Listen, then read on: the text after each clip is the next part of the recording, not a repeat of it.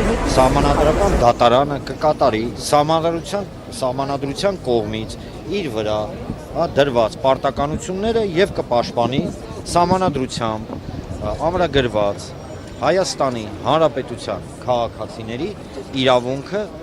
նվազագույնը ընտրելու կամ ընտրական process-ին մասնակցելու, որովհետեւ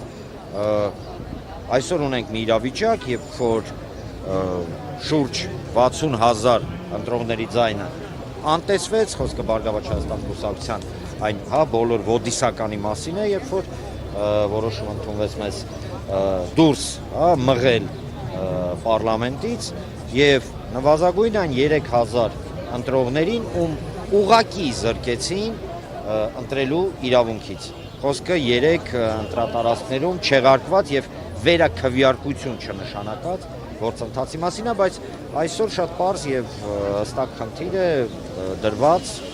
սահմանադրական դատարանի առջեւ, որ ինքը ընդհանրապես պաշտպանի Հայաստանի Հանրապետության սահմանադրությունը, որքան էլ